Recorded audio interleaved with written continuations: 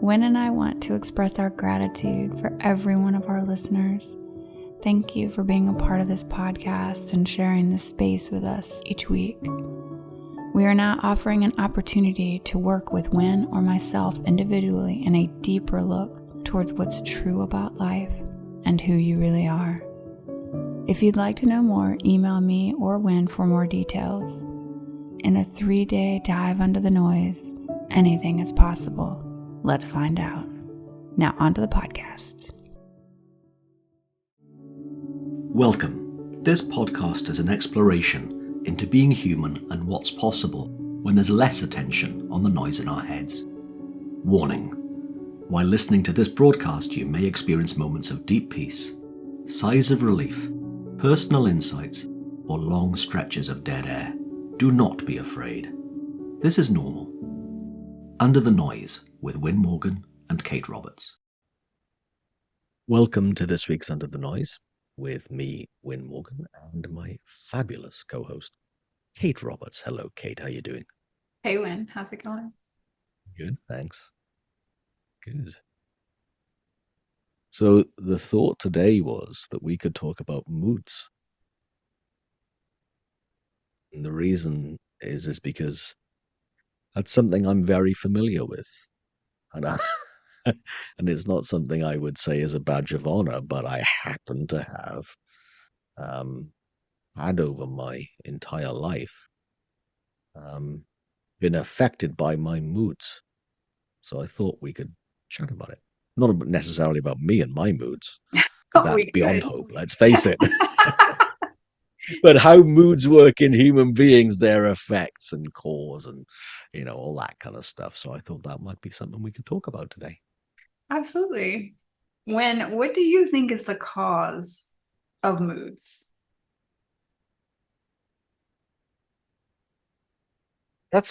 You know what? I don't really know.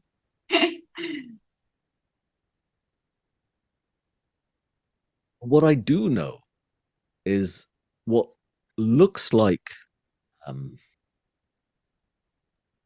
cure is a falsehood. So here's what I mean. When I'm in a low mood, well, people might say bad mood, some people might say low state of consciousness, some people might say grumpy or anything else, but and for you listening, for whatever phrase springs to mind when you're in a low mood. What I do know for me when I'm in one of those places, everything looks really real. Everything I think looks permanent. Everything there looks like the world is out to get me. And I'd go as far as to saying, I know I've thought this in the past, and I still have thought it now and again in a low mood. Like, I'm cursed. Someone's put a hex on me, and that's why. I would be that easily persuaded that there is what's going on for me, and I would take anything personally. So the world's out to get me. It looks really permanent. I take things personally. And therefore, in that place, I look to solve the things that look to be the blame. Me. And or the thing from the outside that looks to be the blame. In other words, let's say, so today, it's really cold. So I'm terrible with a cold, therefore I need to emigrate and move to a warmer climate. By the way, if you're watching on YouTube and you've just noticed Kate laughing, that goes back to a conversation that Kate and I were having, well, about Kate, in fact, a few minutes before we started recording today. But I could then make life changes about, well, the reason is lifestyle changes, even geographical decisions about me, because I think the cold and winter is the cause of my mental state and my issue in life is to do with climate and geography. Or going back to the other notion I mentioned earlier on, I could make it about me, and because I'm doomed, therefore me, and I'm not worthy, and all this kind of stuff, and I will get really down on myself. Or I will think, well, it's my partner's fault. She said this, she did that, therefore I need to end this. The best way out of this, because obviously she's to blame, therefore I will exit the relationship, or I will escalate it, where something that my partner might say to me, I will take that as far more seriously and personally than I would do if I was in a better mood or a different mood. And the same thing with the weather. I would, if I was in a good mood, which I am today, then the fact it's really cold outside, bitterly cold, doesn't affect me at all. I just put the heating on and get on with my day, as opposed to complain about it. If it looked like, if I was in a low mood, that weather was causing my low mood. So anyway, it's my starter for 10 today, Kate, about what I see, not necessarily as the cause of mood, but the perceived cause of mood. But incorrect, because in my mind, they're just a symptom of. The symptom of mood is the fact that it looks like I'm to blame, or they're to blame, or an external circumstance is to blame. It's not. It's just how things look when I'm feeling low.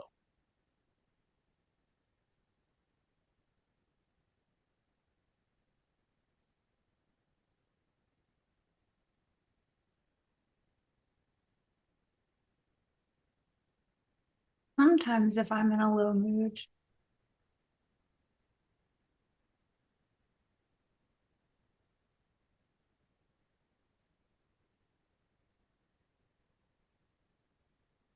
it feels very natural to own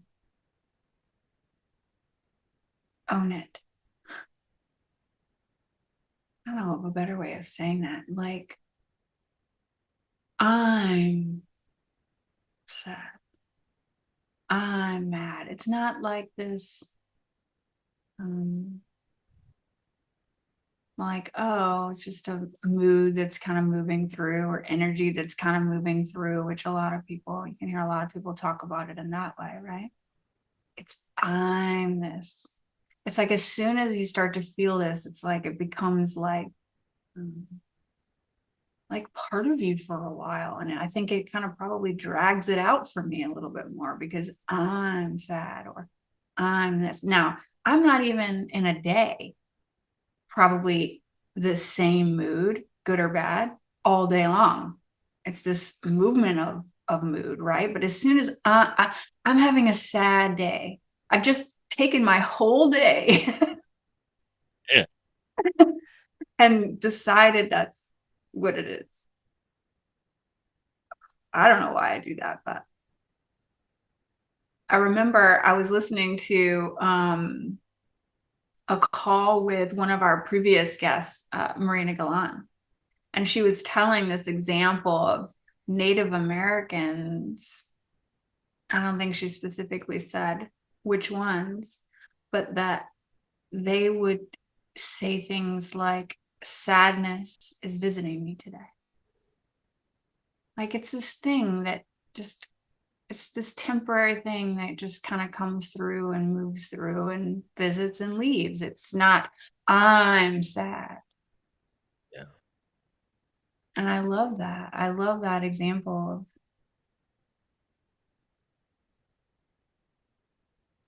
like allowing it to visit, knowing it's temporary.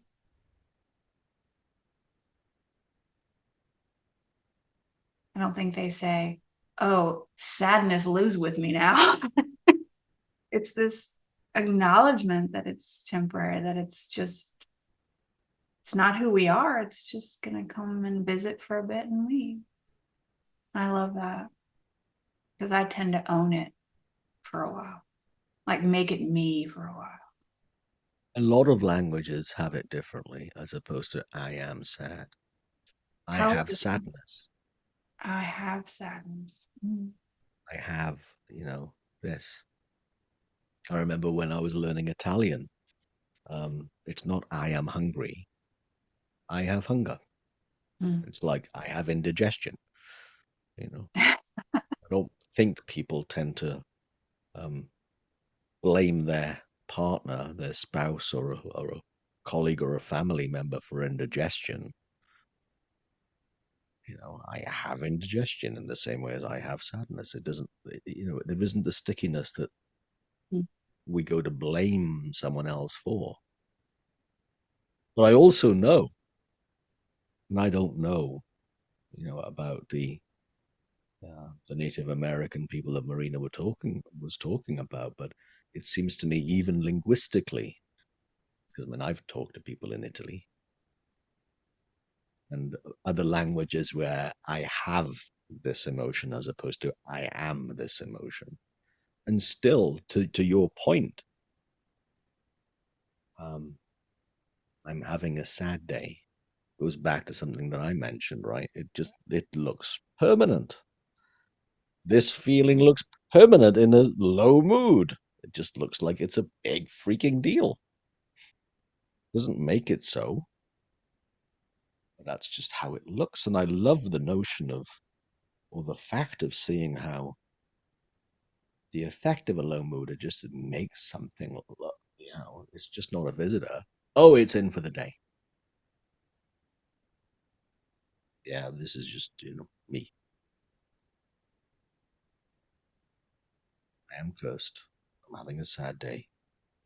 Or whatever else it might be. Anyway, I interrupted you. How dare me? I don't know where I was going with that. I just think it's interesting how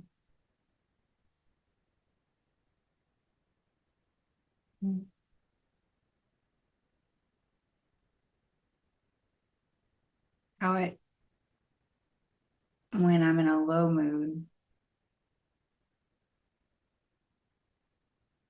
Well, now that I'm saying that, I'm questioning what I'm saying.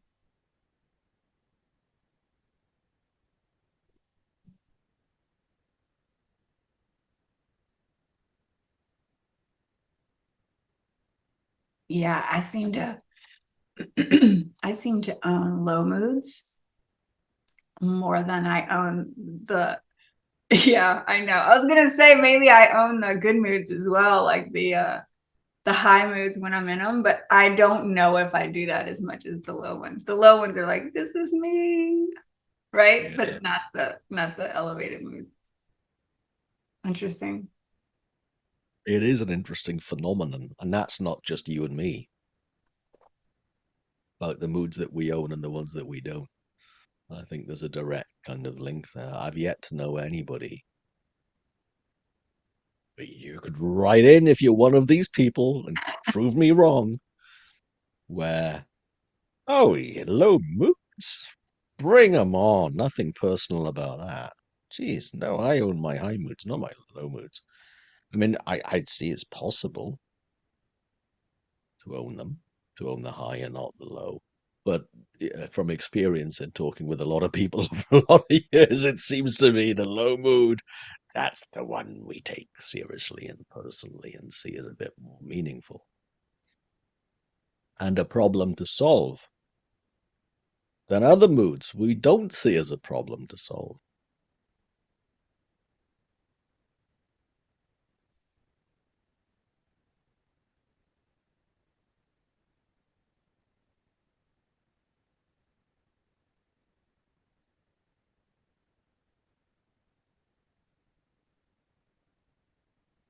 It would be kind of funny to hear somebody say something like that. Something's wrong, okay? I'm in a good mood. I need to fix it. But you never hear that. You What I never do hear hear, somebody want to fix their good mood. no, but what I do hear from people though is I'm in a good mood. I don't know why. And I'm afraid that I'm going to feel low again soon. Oh. I hear that. And I would probably have That it said won't that. last, basically, this fear that it won't last. I am so scared of this high right now that I know what happens next. I crash. Like, I Yeah. know that one really well because I lived with that Mm. oscillation of high-low when I was, diagnosed with what was called a mood disorder. I would be so afraid of the highs because I knew what would happen next, especially when someone told me, "Oh yeah, you got a mood disorder. This is what happens. This cyclical motion." I'm going, "All right, yeah." So I wouldn't even enjoy the highs because I'd be too afraid. You guess what happens? Far East, the moving from a high to a low is guaranteed to be quick if I'm afraid of it. Because now I'm afraid, and that will, you know, bring me down.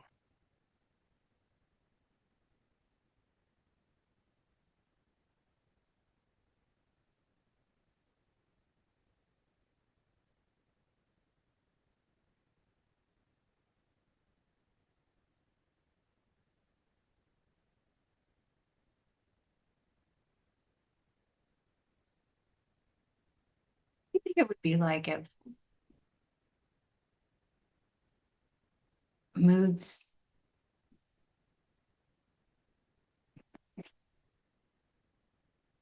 didn't feel so solid in our experience. Like, what do you think that would be like? Well, it would be like someone who no longer needs to worry about his moods.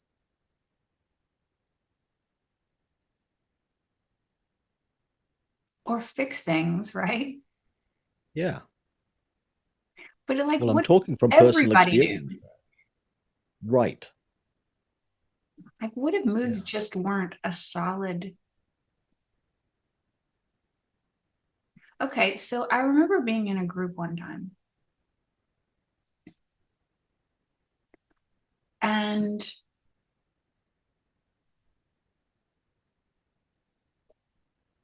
I've also heard about this in other kind of coaching circles. Is that something that they do with some of the groups that they get together, whether it's corporate clients or things like that, where they're trying to, I don't know, solve issues within the company? And they were taught by the coaches that at the start of every meeting, they'd weigh in on their, I don't know, their mood, their bandwidth, basically what they're capable of doing at that moment. At the very start of the meeting, they would go around and give it a number. And they learned how to do this, how to kind of touch base with their mood, their clarity of thought, and give it a number. And they would go around and just, that's where I'm at. So the people with the low numbers, they didn't weigh in so much on the meeting because they knew that they couldn't trust their thoughts in that moment because they were in really low numbers, and that was okay. And there was this acceptance within the group of where everybody's at. And so the higher numbers would weigh in a lot more in the meetings, and everybody knew that the lower numbers, and then they would, at the end, they'd wrap up the same. So some of the high numbers would kind of drop down based on, I don't know, whatever was discussed. Maybe some people would stay where they were. Some of the low numbers came up because they got out of their head for a bit. I just thought that was so interesting. And it was very casual. It was very accepted, whatever number they were at. Nobody tried to fix it. They just knew. It was just an awareness of where I'm at. And I thought that's so cool. Like, what if we all just kind of, sorry, I'm a two right now. Don't listen to me. It'll pass. Like, what if it was like that light and fluid? Well, that's what's available if we see that it is light and fluid. And Yeah. that, to me, would be an indicator of a very high performing team. Yeah. The potential for whatever that, however well that meeting goes for either problem solving or idea generation is far higher when everyone is aware of where they're at, their state of mind, their mood. And especially when they know that that's fluid and only comes from in here in their own head as opposed to outside. Because you're right, and every time that I've taken groups through that in corporate trainings, that works when they know it's fluid and they know it's internal as opposed to coming from outside. And that's just, yeah, Seems like that would be a game changer. it is a game changer. Yeah. Yeah.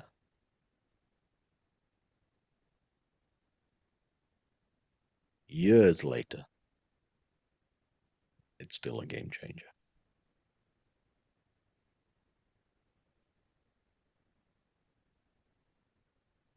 I think that would be a game changer for me as well. Like knowing I'm just in a low number right now. Nothing to do, nothing to fix, no decisions to make. Just be here until I'm not here anymore. Like with a lightness.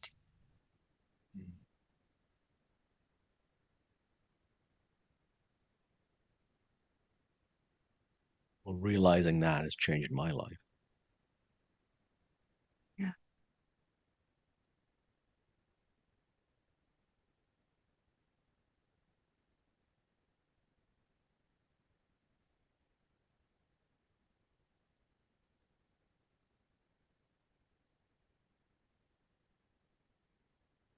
I have a different relationship with my moods.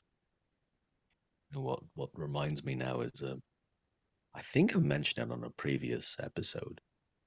Me and my friend John, we would collaborate on certain things, and sometimes in other parts of the world where we'd both be kind of like quite jet lagged, and there'd be lots of people pulling at us for time and so forth, and we'd be a bit tired.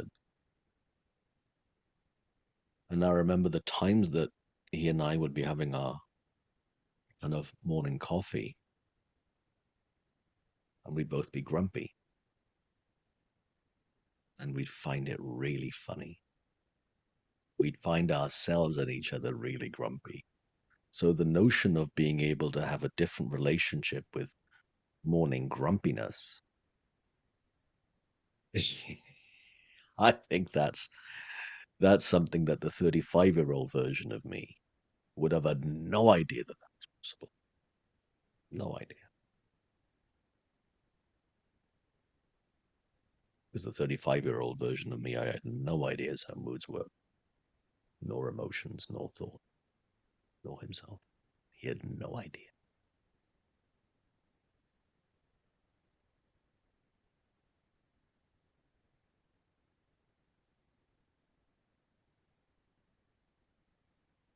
So I think it says a lot of the potential for and the possibility for someone to actually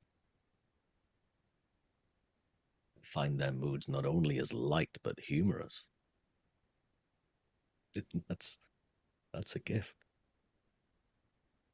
To your point, what you said earlier on, I wish everyone would know this. Absolutely. I mean, that's a lovely wish. Possibility for everyone to take their mood so lightly that they could laugh at it, which is the ultimate in my mind of taking it lightly.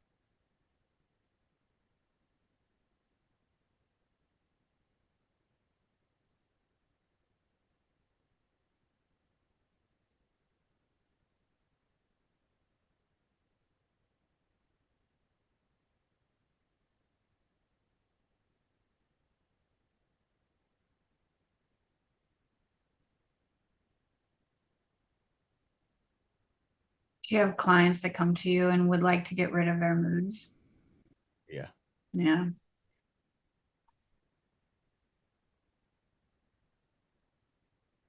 You?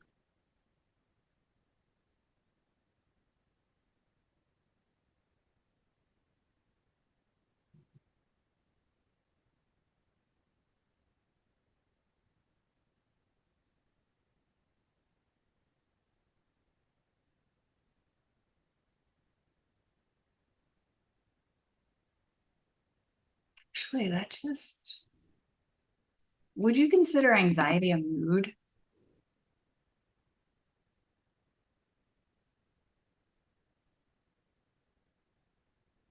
Initially, I'd say no.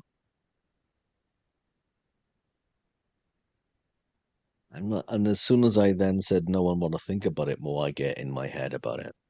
Mm. So, to me, anxiety is a very pervasive feeling that of impending doom. And that's just what I think right now about what anxiety is. And therefore, the high kind of like the sense of fight or flight, and adrenaline rush, and cortisol, and all those other hormones coursing through the body that are horrible.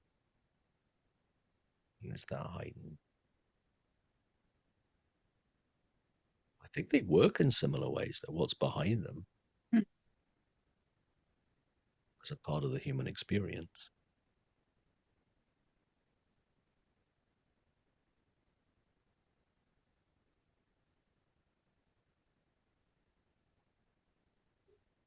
I think it's possible for anxiety to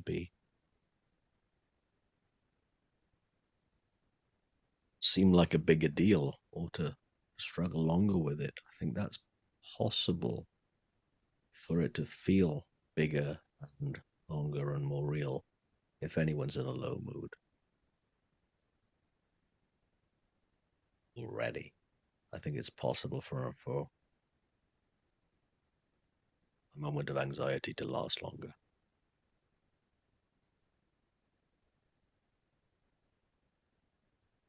In a higher mood, an anxious thought would just come and go. Anxious thought in a lower mood might last.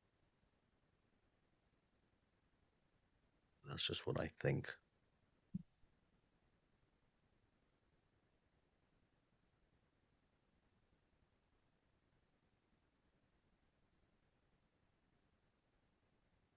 What do you think?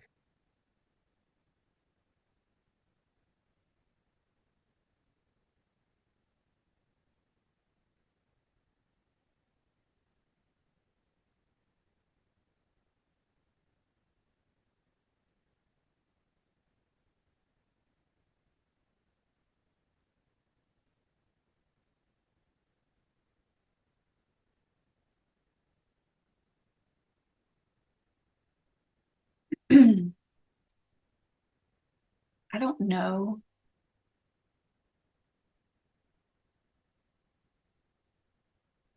I think everybody's experience is different, but what it looks to me is that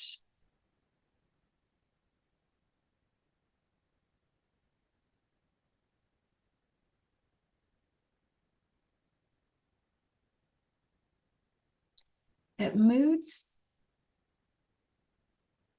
even the ones that I think are kind of assisted with like hormonal changes, right?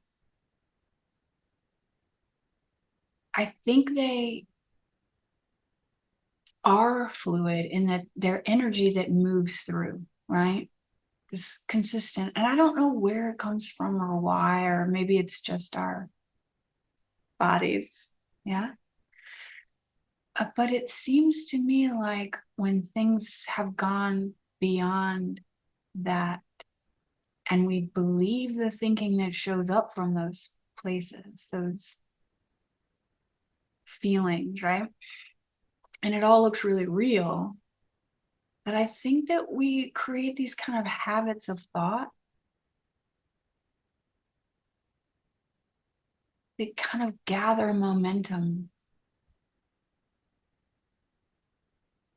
and develop, like it becomes so much part of our experience, believing kind of these thoughts um, and it looks really real and it affects our how we feel in our bodies and between like stress and high blood pressure and all these other things and then into anxiety and panic attacks and other kind of it is a lot of habitual thinking that we really believe is true. That's what it feels like to me. Whereas moods are like this kind of fluid thing. But when we're believing our stressful thinking and we continue to do it, and it builds and starts to create problems, and like issues in our physical bodies and things like that.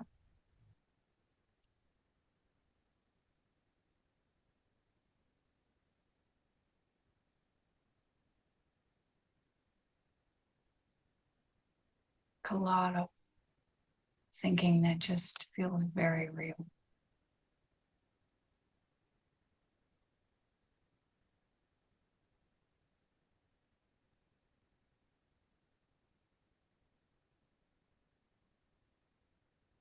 And that's the gift. Like in what you were saying before, is that it's not that moods go away. And it's not that this habitual thinking goes away. So when you start to see it,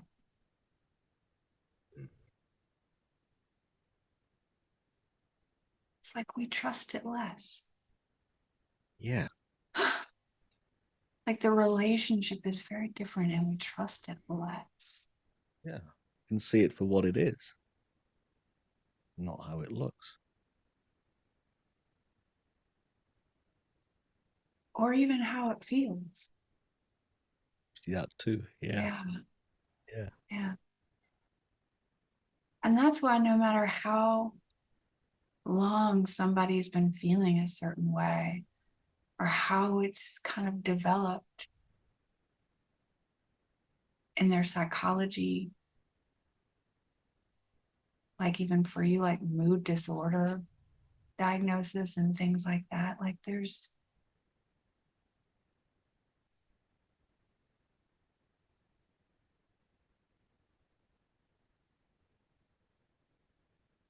an infinite world of possibility for everyone. Yeah. I think.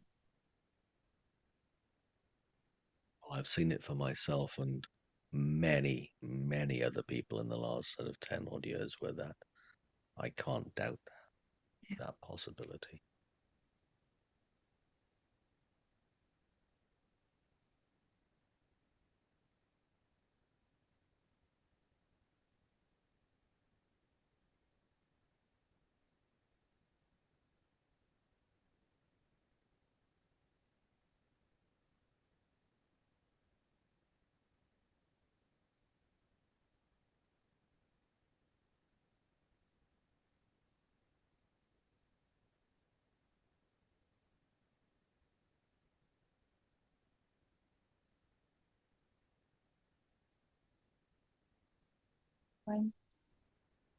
Thank you, Kate.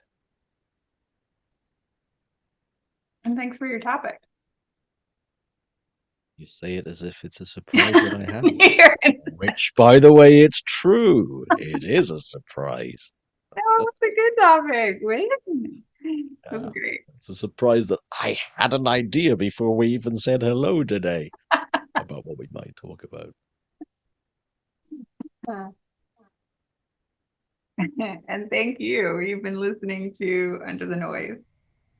If you have any questions or suggestions for topics or just want to chat, reach out to us. Our details follow the podcast. And and we hope you have a great week. Thanks for joining us. We'd love for you to subscribe, rate, and review. If you have a topic or question that you'd like us to chat about, email Wyn or Kate at wyn@winning.co.uk and Kate at katerobertscoaching.com. Until then, enjoy what's possible under the noise.